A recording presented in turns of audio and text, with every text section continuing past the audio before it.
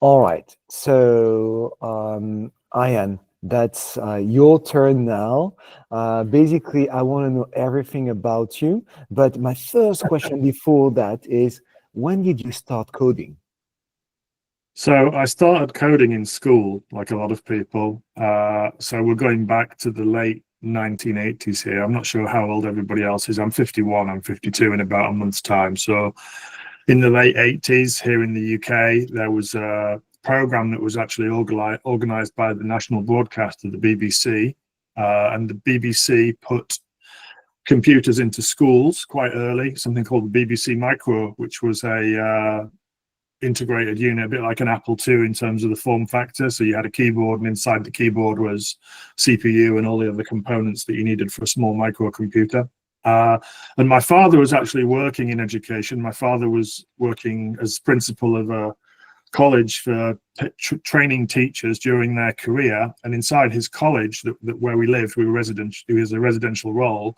Inside that college where we lived, there was a small computer lab, and it had a few of these BBC Micros in it. So I was privileged to be able to get hold of them. And the most amazing thing about the BBC Micro is that it was made by a company called Acorn Risk Machines. And that acronym might be familiar to you because that company became ARM. They moved away from manufacturing personal computers and they moved into semiconductor design and became a licensor. And then with the rise of mobile computing, their CPUs became dominant in the mobile computing form factor. So you could say that I was a very, very early user of ARM and RISC computing systems. This was pre-college, pre-learning about computer science, pre-learning about CPU architecture. But I was definitely early in using ARM hardware, quite inadvertently, because they were putting CPUs into these machines, British design with the British Broadcasting Corporation, the BBC, running the program, and they were obviously trying to use UK source components in the machines that they were building, and that's why they were using ARM chips. So that was my sort of first introduction. It was BBC Basic. They had their own implementation of Basic, and then later on Pascal before I was at college, and then at university the sort of staples of C, Perl, and a little bit of Java when I was in college. So I get that you studied computer science. What did you do after that? So, well, I could say that I had a very unsuccessful time at university. I did study computer science, but I never graduated, so I never got my undergraduate. And I honestly, I hated my time in college. I hated my time at university. It just wasn't the right kind of environment for me. I think it lacked structure that I've later in life found out why I needed structure. So it lacked structure. And at the end of my second year, came across an opportunity to enter work in an internet service provider in the UK called Planet Online. So this was October 1996, a long time ago. And actually just last week, I went out for drinks with the founding team from that company. I joined about a year after it started. They started in around October 95. So they hit their 30-year anniversary of founding that company. It will hit it in just a few weeks of switching on the network, actually, rather than founding the company. I joined a year after they started. So I went there and I went in an operations role to do, very early web hosting. So, very much the precursor to cloud computing. This was about putting companies onto the internet for the first time. We had a small data center in Leeds in the north of the UK, probably 1,500 square feet of floor when I joined. This was before data centers were measured in megawatts. They were very much measured in sort of square foot capacity at this stage. And I was involved in operating, hosting and internet access services for business customers here in the UK when that was still a new and novel thing. We were literally putting companies onto the internet for the first time, both connecting their users to the internet, putting their websites online and operating them for them, which was my particular area of focus. And then also being involved in launching the UK's first mass adopted internet access service, narrowband internet access service. So this was a service called FreeServe that was later bought by France Telecom, became part of Orange, and that is the service which is credited with bringing mass internet access to the United Kingdom. That launched in September 98, and I was part of the launch team for that service, working on what would now be called SRE, but back then was called systems administration, like automation and running the Sonos and Linux systems, Solaris systems that we had that were supporting that service. And we had quite a big server farm. We had around about 1,000 web servers in our farm when I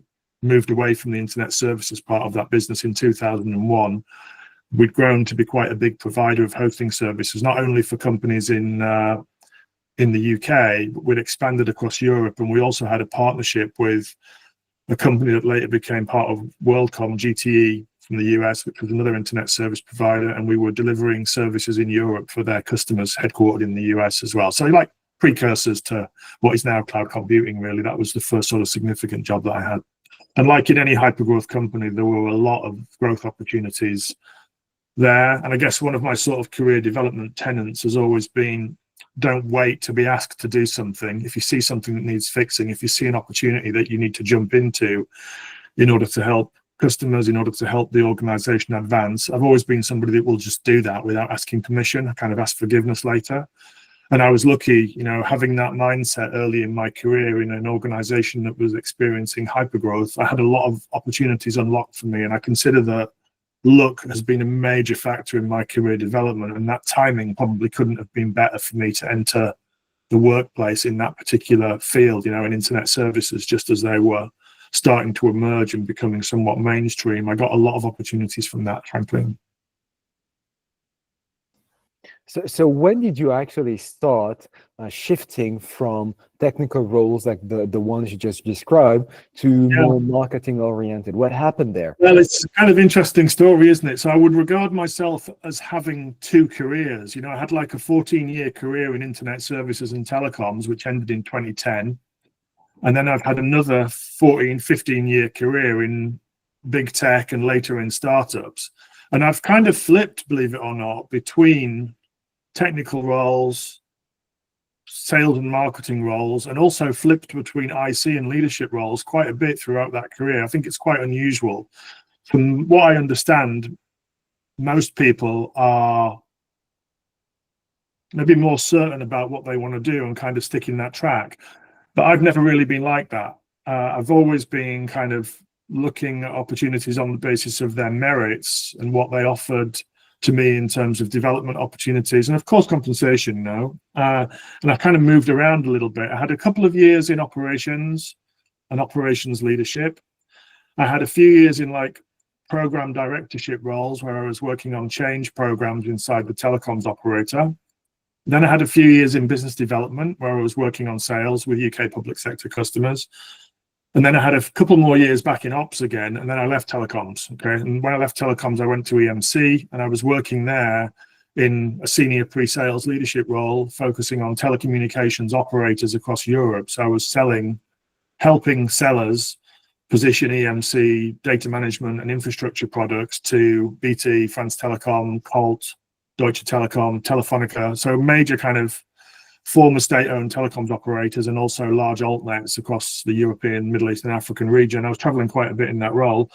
That was pre-sales, so like systems engineering and leading a team of technology strategists that were helping telecoms operators understand how to do big data, cloud services, that kind of stuff in that era. And then when I was doing that, of course, many of the customers that I was working with in that era, 2010 to 2013, they were trying to emulate what AWS were doing, trying to emulate what Azure were doing. So if you remember, all of the telcos in Europe had this idea that they would build their own clouds and that their customers would use those clouds and they would compete substantively with AWS. I mean, what a waste of time that was, and how many millions of dollars were poured into that effort. Of course, they couldn't compete with AWS because they focused on the wrong things. AWS wasn't successful because it had a great, robust, fully defined product, right? It was successful because it had great ideas and the ability to iterate fast and improve quickly, which is kind of the opposite of a telco. You know, a telco really bad at moving quickly, but quite good at shipping things that are robust over a pretty long defined period of time. So they're very much waterfall, or were very much waterfall in terms of their delivery approach. By the time they got V1 of their AWS competitive products out, AWS had moved on 20 times, you know, and they were doing something completely different. The product had evolved so much by virtue of the way in which they delivered things, with a much more, not agile in strict sense, but a much more agile and iterative way of working. So I got really interested in how that worked. I got really interested in the sort of classic disruptive technology story, the innovator's dilemma, the Clayton Christensen book about how disruptive technology starts kind of basic, but it's speed of iteration and refining the product on the basis of customer need that really drives differentiation. I got kind of obsessed with that, and I wanted to go and work at Amazon. I applied to Amazon in 2013 at the beginning of the year, January 2013. I've still got my rejection email, and it was for the solutions architecture leadership role for the UK and Ireland, which was kind of similar to what I was doing at EMC, smaller geography, different product, and I was rejected out of hand. I didn't even get an interview. And then in, I think, September or August of that year, they came calling again and said, we're looking for a technology evangelist for the EMEA North region, Europe North. It was UK, Ireland, and Nordics, really, including the Benelux. And I was just desperate to go and work for AWS. So I said yes. I didn't really have any experience of developer relations, developer marketing, or even, any experience in working in marketing at that point. I was hired. And I thought I was going to be joining a large team when I joined AWS with 10 people in it. There was me and one other guy for the whole of EMEA. The other guy was in Germany, Stefan Krause, he was called, and myself.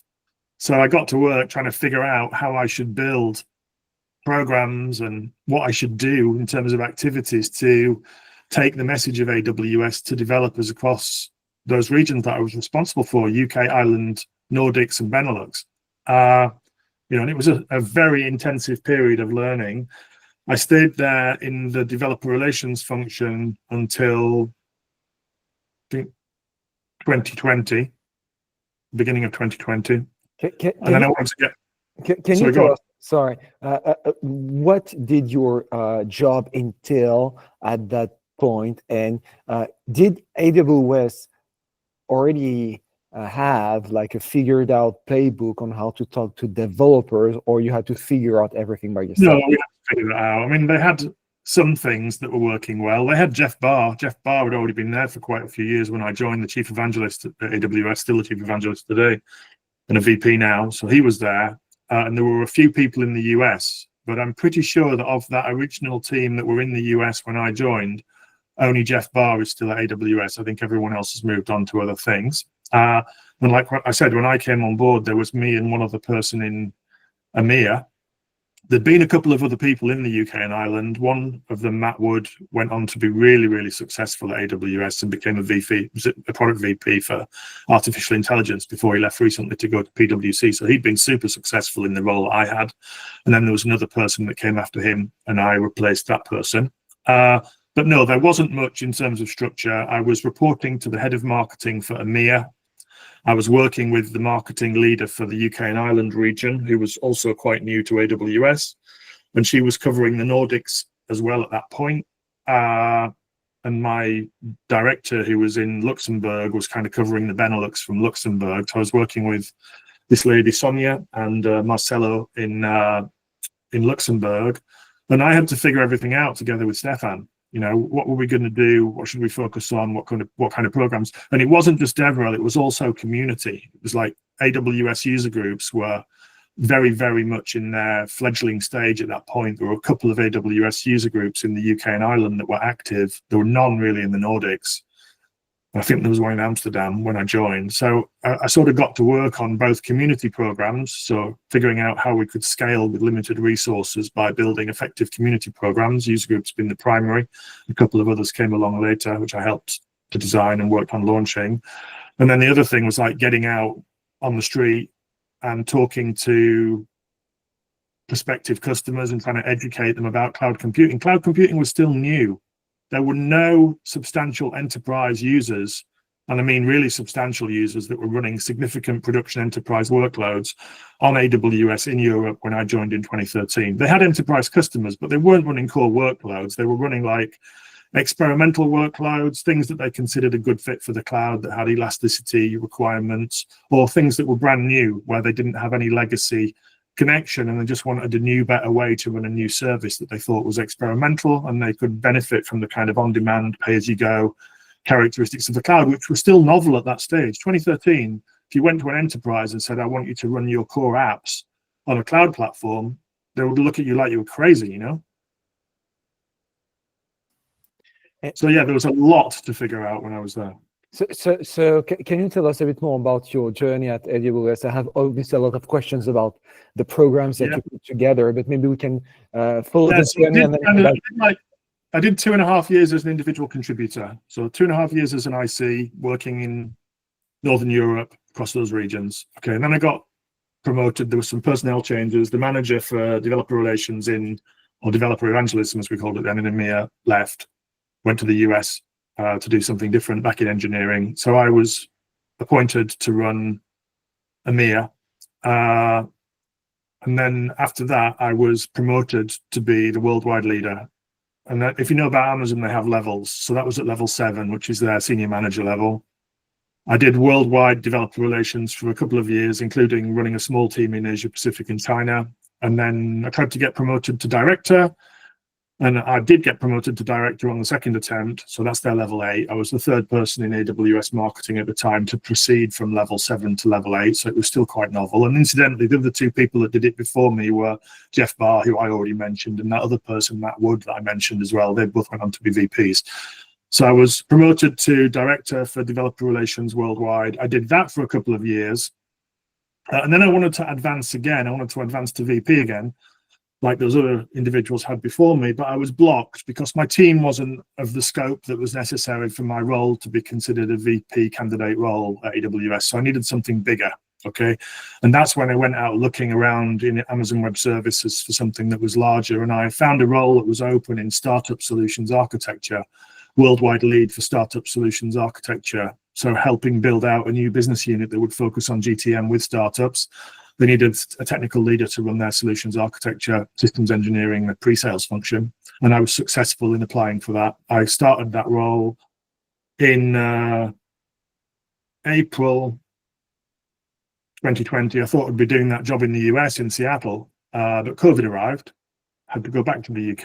And then unfortunately I had some bad news shortly after I arrived in the UK. My father passed away really suddenly, quite unexpectedly.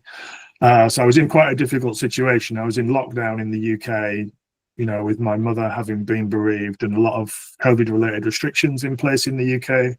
And I found that role quite difficult, not because of the role content. The role content was great, and we were very successful in building out the function.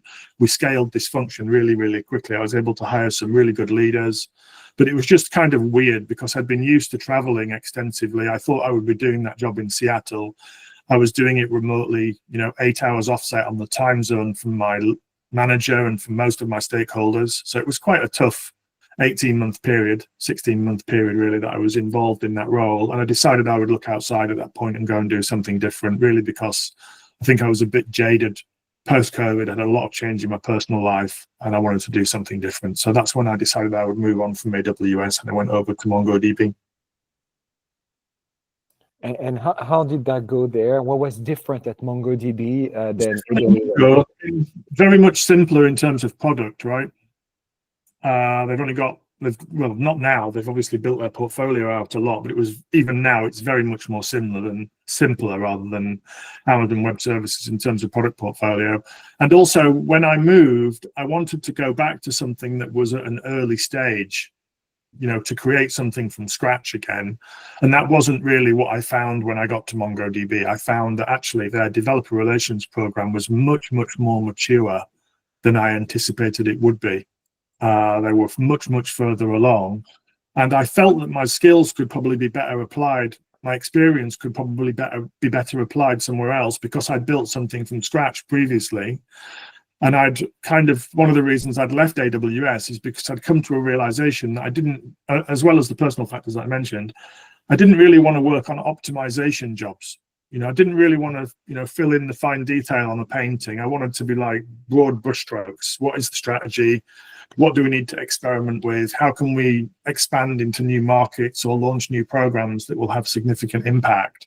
And there wasn't that much of that at Mongo. Most of what I was doing at Mongo was actually post-COVID recovery and reinitialization of programs that they'd had before that had been suspended, like their user groups program, which had to go virtual. Their MongoDB Champions program had kind of died off a bit. So I helped reestablish those, you know, back on the sort of community part of DevRel and community again. And then the technical team there was actually very good, and they didn't actually need to do a lot of hiring or really drive a lot of improvement in their DevRel staffing. Their DevRel staffing was excellent, particularly at the top end. They had some really strong senior DevRel people.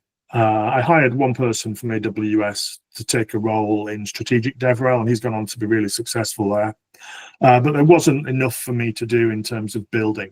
So I looked around and I came across an opportunity in something that was earlier stage, a Series D startup headquartered in Finland called Ivan, still in the data infrastructure space, a few more products. So I decided that I would move there and take an opportunity to build something from scratch again. And did you find enough things to build there? Yes, most definitely. Yes. So here's my question to you. So you went from AWS, which is a large company, but at the time targeting startups and scale-ups, which were like the basically the only companies building cloud first. Yes. Then to MongoDB, which was a smaller company, but with a more mature developer relations playbook, to Ivan. So before talking about your current role, out of the three experiences, do you have like a playbook that yes, I mean, I have a playbook. Sure. I have a playbook. Okay. I have probably more than a playbook. I would say that I have tenets, because playbooks need to be adapted quite a lot. They're very circumstantial, right? You might find there are constraints or opportunities that exist in one context which don't exist in another, which kind of nullify or make redundant parts of your playbook and mean that you need to focus on other things. But I definitely have tenets, that I believe are sort of the principles or foundational rules upon which effective developer marketing or DevRel programs should be built. I can give a couple of examples. Please. So a lot of people think that focusing on developers for product adoption is new. That's garbage. Stephen O'Grady wrote his book, The New Kingmakers, in 2013. And I actually read it before I joined AWS. And in Stephen's book, he basically says, don't underestimate how influential developers are in technology decisions. They make a lot of decisions.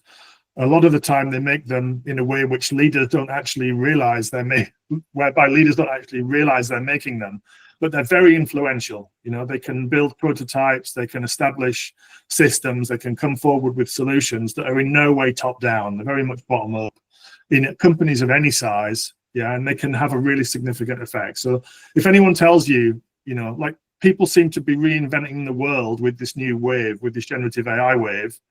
And they seem to think that history started on the day that ChatGPT was released.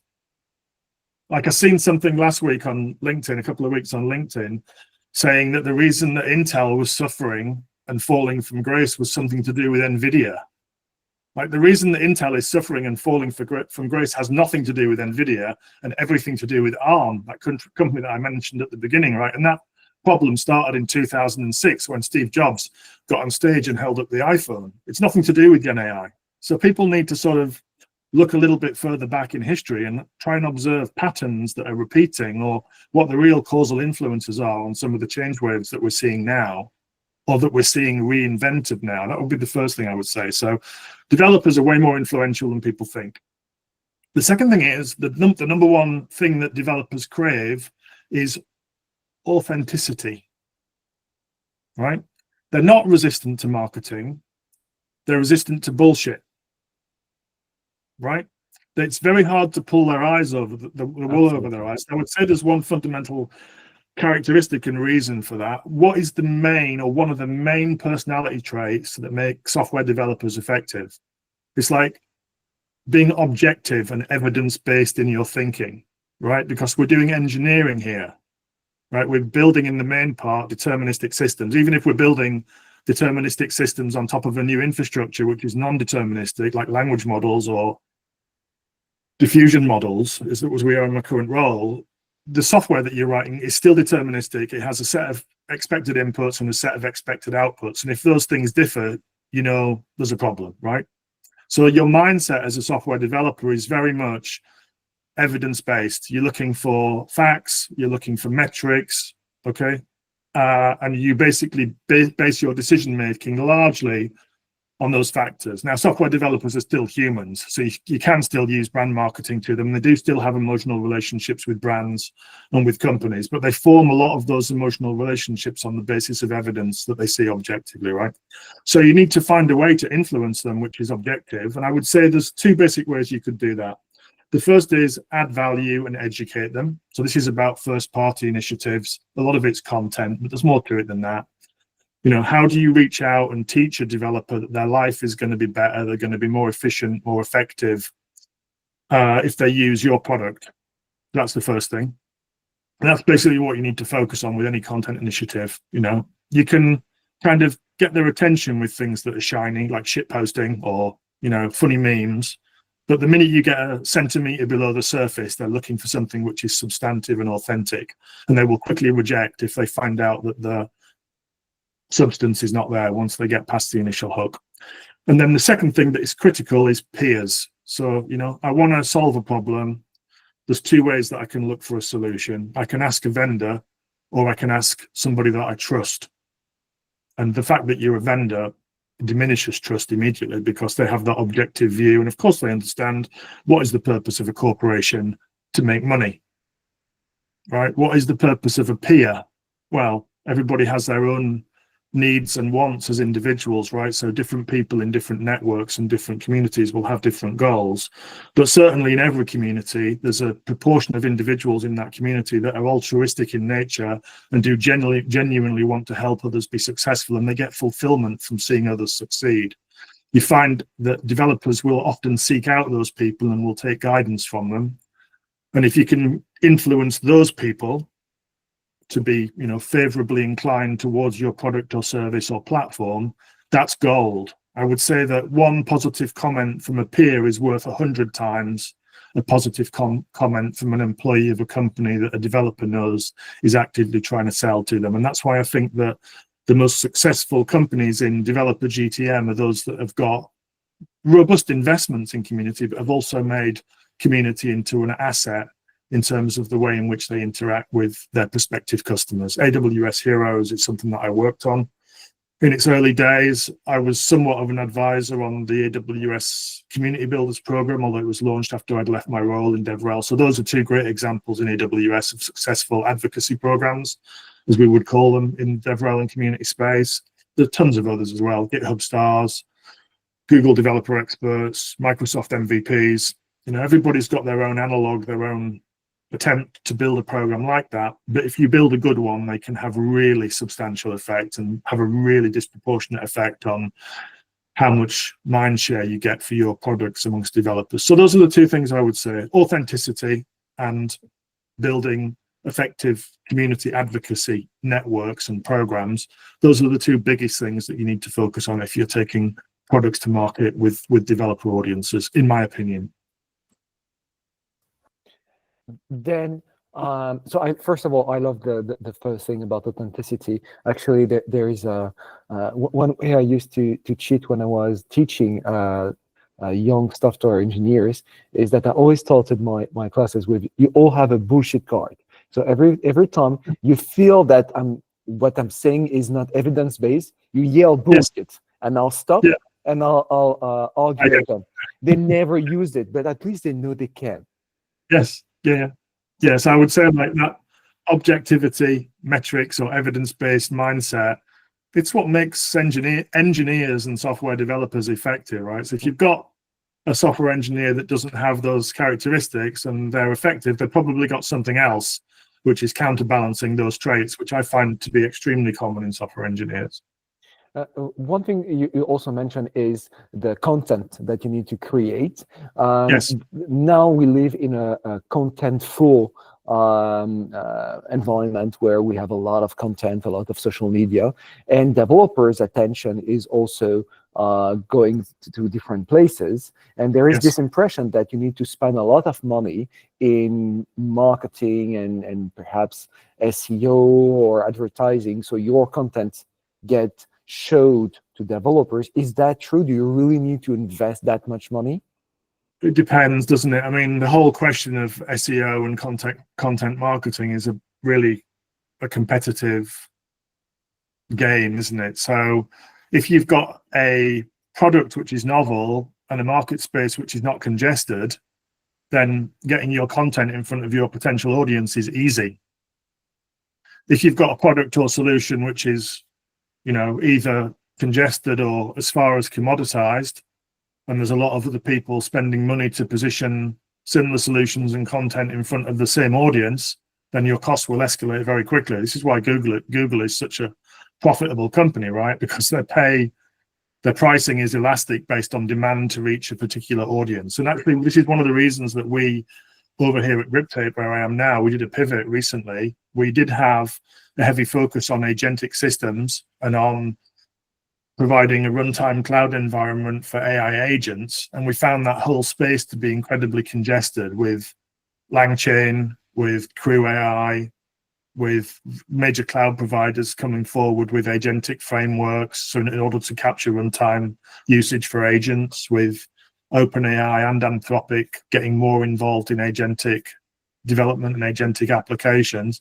So we decided we would back off from that space and do something different for precisely the reasons that I'm describing. It became too expensive for us to acquire eyeballs and to build mindshare in that particular segment, because it went through congested, and I'd say it's getting into commoditized now in terms of the degree of activity in that particular space. And if you're a startup, you don't have unlimited resources, so you have to move away from areas where acquisition becomes either too difficult or too expensive.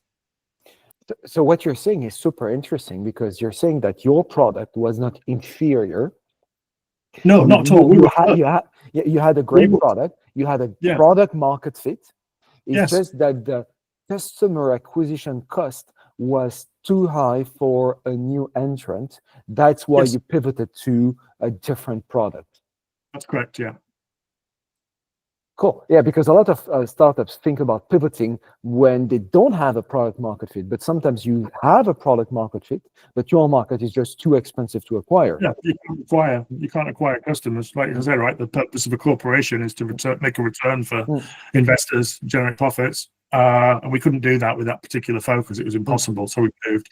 I would say as well, like transitioning from a big company to startups is something that I've done, right? I was AWS, Mongo, Series D, and now we're at seed to A. So, we're very much earlier. We've got about 20 people in the company here at Griptape. It's small.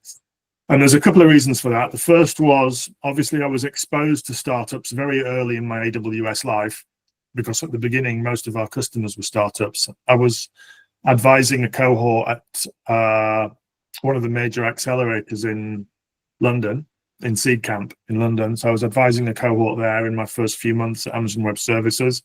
And then they became more focused on enterprise. And when I found the opportunity at AWS to work exclusively with startup customers in my final role there, I would say that was the best fit for me in terms of customers that I've worked with.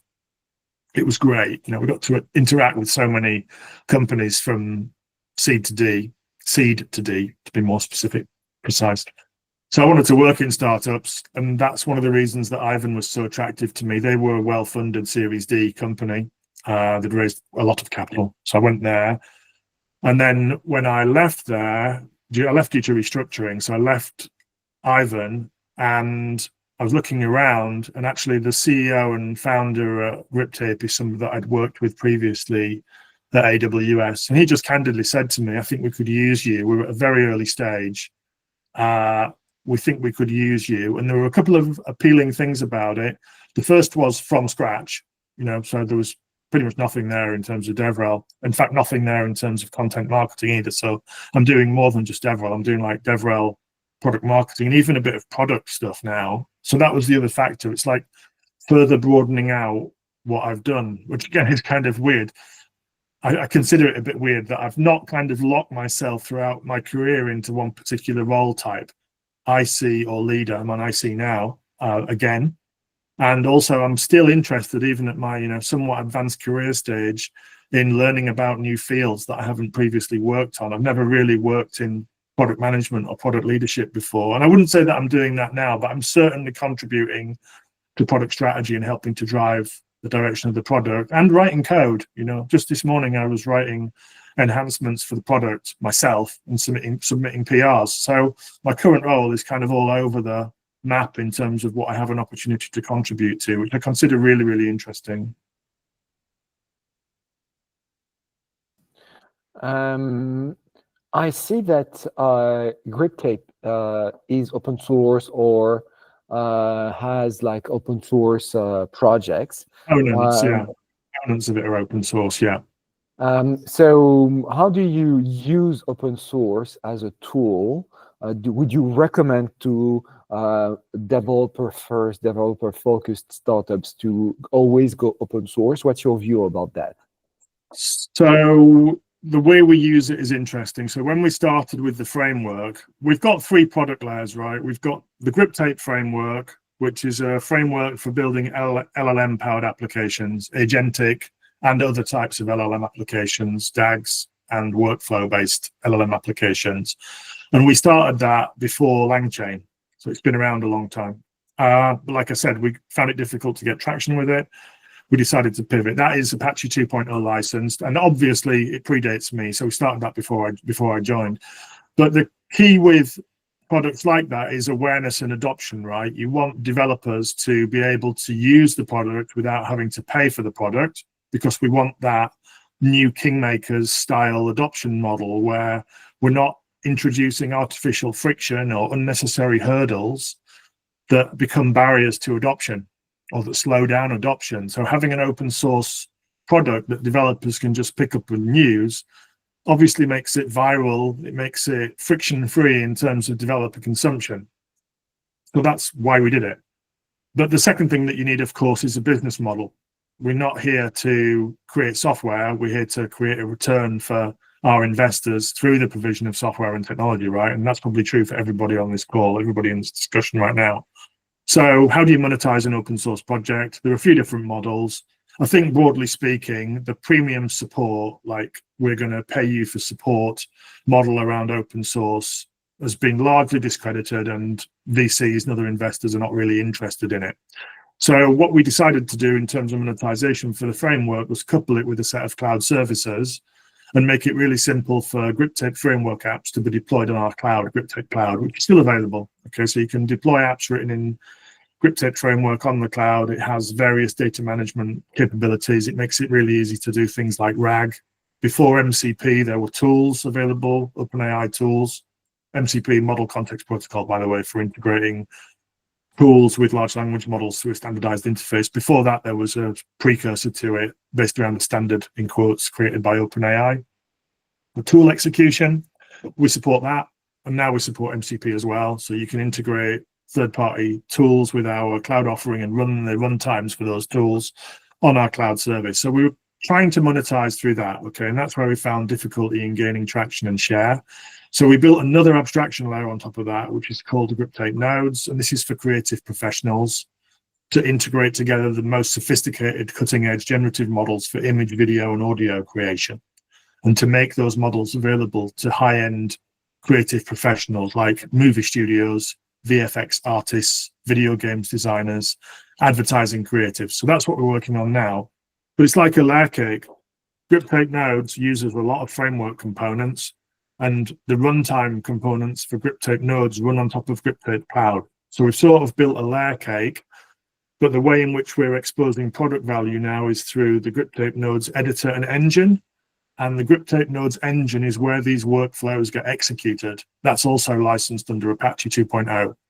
Okay, so studios can take our engine and run workflows written using GripTape Nodes without having to pay a licensing fee or to have any relationship with us. If they don't want to have one, they can just download our engine and use it. So we're still trying to use the same approach to provide a friction-free onboarding and discovery mechanism for the product. That's really what we're building. So for a seed Series A stage startup like GripTape, Yes. when you do DevRel, what does your typical day look like? So do you answer messages on Reddit about the potential users that are facing the problem you're solving? So we're quite an early stage right now. The product is in version 052, so we didn't get to V1 yet. So I would say a lot of my day is actually using the product like a user. And when I say using it like a user, I try to evacuate all of my knowledge of the internals of the product from my mind forget about how it's built, and try to genuinely put myself in the shoes of a creative professional using the product or a software developer creating extensions. You might ask why we need DevRel for a product that is intended for creative professionals, right? Well, the answer is the product is open source, the engine is open source, so we need DevRel for that. But we also need it because the extensibility within the product comes from writing code. We provide a canvas that you can drop workflow components onto, and those workflow components themselves, at the moment, they're Python classes. In the future, they might be other things as well. But at the moment, to create a workflow component, you write a Python class with a set of standard methods on the class, and that's how you interact with our engine. So our engine instantiates an instance of that class in the workflow, and data flows in and out of it in a directed graph in this case. So to help developers create those nodes, we need documentation, we need developer support, we need developer programs ultimately as well, when the product is a little bit more set in terms of its direction and we've got a little bit more finality about it. So that's an area that I work on quite a bit, developing these custom workflow components that we call nodes, trying to identify pitfalls where developers may stumble, and try to help and support developers out in the community that are creating those nodes as well, maintaining a directory of our nodes and third-party nodes that have been created, and using them regularly in production to figure out if there are any integration friction points or bugs that need to be ironed out of the nodes that we have ourselves and that third parties have. I do content production, so videos demonstrating new features, blog posts introducing new features, and then I do public speaking as well. So last night I was at a meetup for AI builders in London. On Sunday, I'm going to IBC, which is the International Broadcast Convention in Amsterdam, to do a panel with NVIDIA and AWS about agentic systems for creative use cases. So I'm doing that as well. So developer support, using the product as user zero. I think that's probably the most important thing given our current stage. Content marketing, technical content marketing, video, audio, written, technical content marketing. And then the third one is the public speaking and evangelism bit. And I see you actually publish quite a lot of videos on YouTube. Does that work actually? Did those videos actually bring? So did they bring traffic or like potential clients or not yet? The grip tape or previous stuff? No, for grip trade, and then previous examples. I mean, yes. So the key thing about video is consistency, same as podcasting, right? You want to build an audience, the number one thing is consistency. You have to publish regularly and stick to those tenets that I talked about before. So authenticity, every interaction needs to add value, so avoid marketing fluff and try to be practical and actionable in the content that you produce. If you do that consistently, you will eventually find your audience, and you will eventually get consumption, and you will get growth. The videos that we produce, they're used both as assets that we promote on social media, but they're also used directly with individual customers as well. And quite a lot of the things that we build that look like they're generic, they're not actually generic. So we might have a particular customer that's asked us, how do I do X or Y, or can you add support for this model or this particular API? And so a lot of the stuff that you'll see on our YouTube is kind of, it's not as generic as it might at first. I try to make them generic, of course, but they're actually often intended to solve problems or answer questions for particular customers. Take the install grip tape nodes in 90 seconds video that I did. That was because we had a lot of customers saying there isn't an installation walkthrough anywhere other than in text. Can you provide something? So I created that specifically to answer that question that we got from quite a few customers that were trying the product. So yes, they are effective in that respect. Oh, the other thing that I didn't mention is metrics. So we have a system called Common Room, which is a signals detection system that's hooked into all of the different social media that we use. It's hooked into our product. So when a user signs up for the product, when a user does something with the product, we receive our signals in Common Room and associate them with the users. So it's kind of like a signals-based CRM system. We use that extensively as well to figure out what customers are interacting with, how many customers are signing up, what the journey is for customers that sign up for the product, that kind of stuff. Can't recommend it enough. It's excellent. That or another system like it. I would pretty much say there's no point doing DevRel if you don't have a tool like that that will let you measure impact and effectiveness of the activities that you're doing. By the way, I want to remind our audience that you can also ask questions. So I can ask questions all day to Ian, but yeah, Thierry, maybe go ahead. Yes, I have a question related to the sales strategy. How do you see the relationship between sales and marketing, in particular for a developer tool company at early stage? Yeah, it's a good one. So when I was at Ivan, I was actually running marketing in my last role there. So I joined Ivan as a DevRel leader, and then I took over product marketing quite quickly because they needed to do what we needed to do work on product marketing to improve it. And then after that, I was asked to take on the CMO role. I was in the CMO role there for about 16 months. Over at GripTape, there is a growth marketer, like a head of growth that I work alongside, who's very, like me, very experienced sort of later career person, has got a ton of experience in demand generation marketing. So he and I collaborate a lot. But I would say that for GripTape, it's a very specific GTM, right? We're not trying to get every developer in the world to use our product. It's by no means horizontal. You know, we have very specific target that we are seeking to go after, which is video production studios, visual effects artists, video games designers, advertising creatives, as I mentioned. And the developers that we want to talk to are really, if you've heard this role, pipeline technical directors or pipeline developers who are SRE software developers inside those types of studios, those types of entities that help the artists with software and technology support. So we've got a very specific target group that we're going after. So with GripTape specifically, there isn't a kind of imperative to do mass developer marketing in the way there has been in some of the other roles that I've had.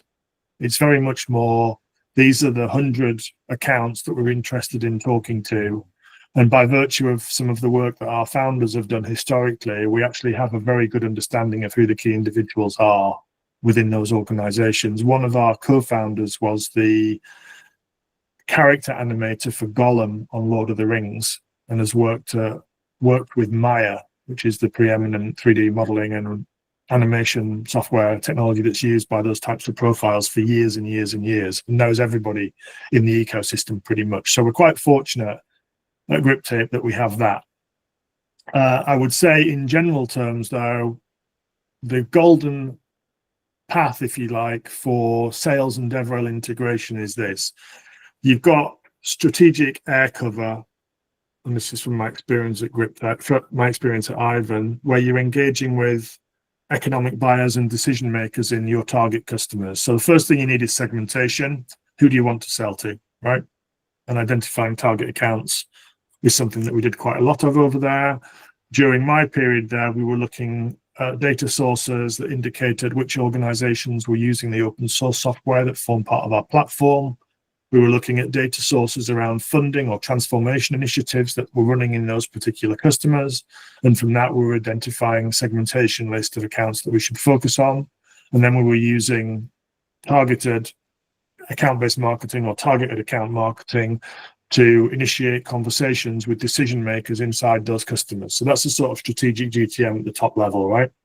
The golden path occurs when the decision maker in one of your target customers goes and asks his chief architect or his, most trusted software developer, I've heard of this company, they're doing this thing, it looks like a solution for this problem that we have, should we use them?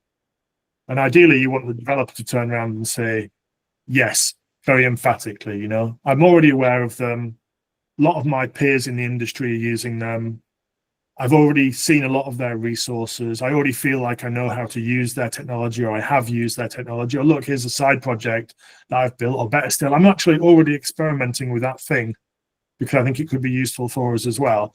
And when you get that top down and bottom up connection, that's when everything unlocks, all right? You've got your economic buyer, you've got your technical evaluator, they agree that your product is a good solution for them. So if you can use tactics or repeatable mechanisms that cause that to happen, that top down to bottom up connect to happen, then you're in the golden position and you're likely to grow fast. It's not easy. Yeah, I yeah, would say. and it Experience at Ireland, seems you can make it happen, and when it does happen, it's like magic. and it seems not that scalable because I see a lot of startups that are trying to automate their way to their first discussions, and it seems that there's a lot of like forensics and investigation related to identifying the right target accounts and identifying the right Yes. stakeholders and contacting them. Yeah, there is a lot of work on that, but there are tools. There's like publicly available data sources like ZoomInfo and others that you can use to identify accounts that have got particular criteria or match particular criteria that would make them interesting for you. And then there are tools like Sixth Sense, which can be used to identify the activities of individuals in those accounts. And that's not the only one, by the way. These are just examples of things that I've used historically. So you can see, who is the buyer of generative AI services at company X. And if that person interacts with your website, you can identify that interaction. And then you can also use lists generated by tools like Sixth Sense for targeted campaign advertising on platforms like LinkedIn. So you can say, like, these are my 20 accounts.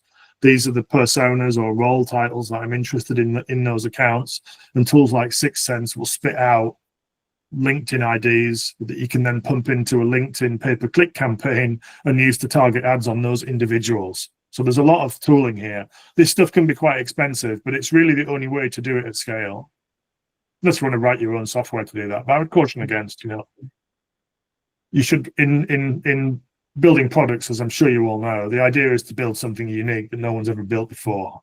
Don't waste your time building things that you can get as SaaS services. That's a kind of highway to destruction, frankly. We're getting to the end of this discussion. I have two more questions for you. And by the way, if you want to interrupt me and ask a question to Ian, you can do that. First question is, if you were to advise like a 0 to a 1 to a DevRel team, like I want to start a DevRel activity for my company, or I want to embed DevRel into my sales and marketing effort, what should I do, like in which order? So I think the first thing is you've got to have your value prop for developers figured out and defined. So you need product marketing. Probably you need product marketing before you need DevRel. This is something that I've come to learn, I think, pretty much since being at Amazon. And I've kind of drilled this into my team at Ivan so much. Product marketing is the foundation upon which everything else is built.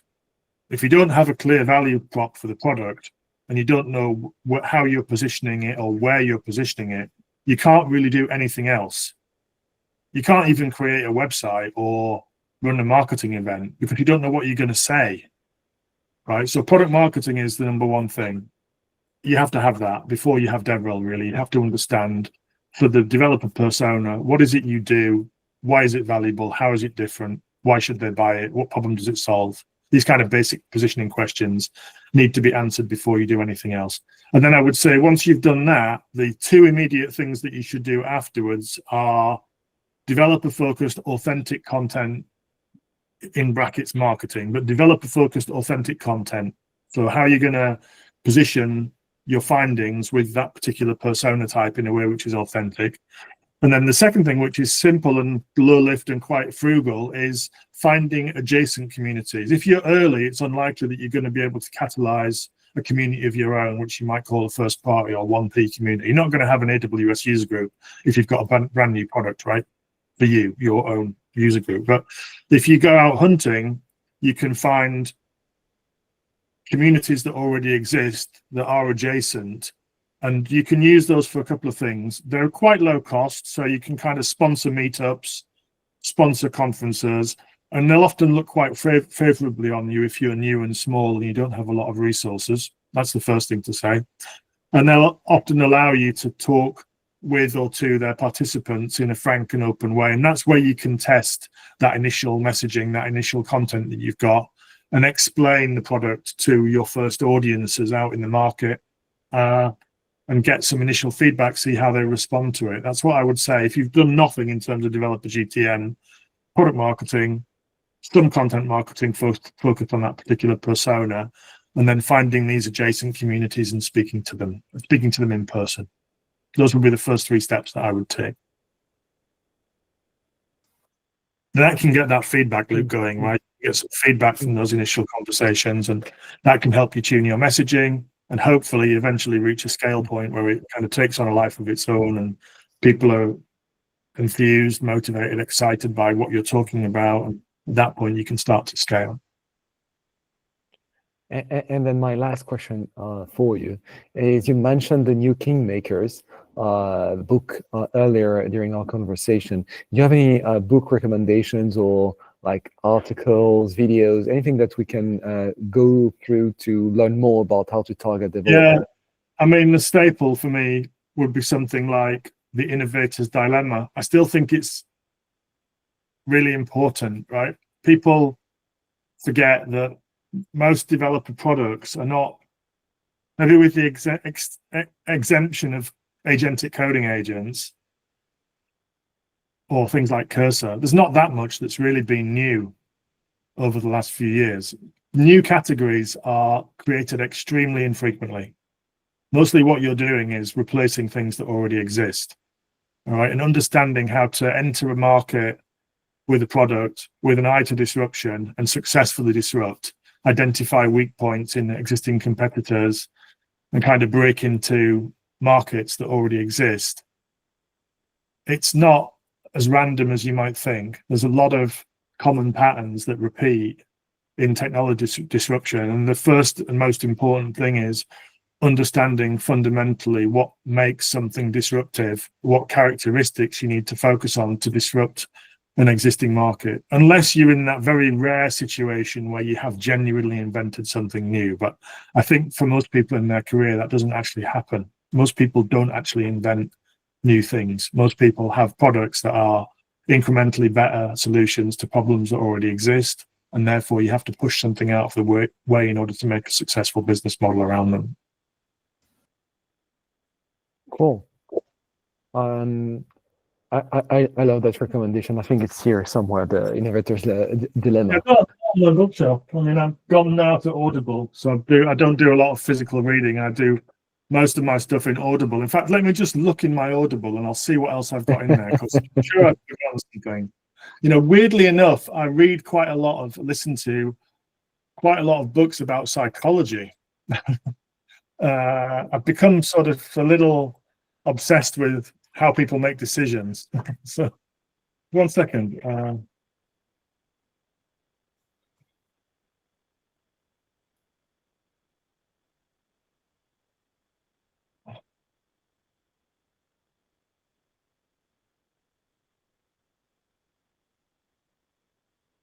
Okay. So what else I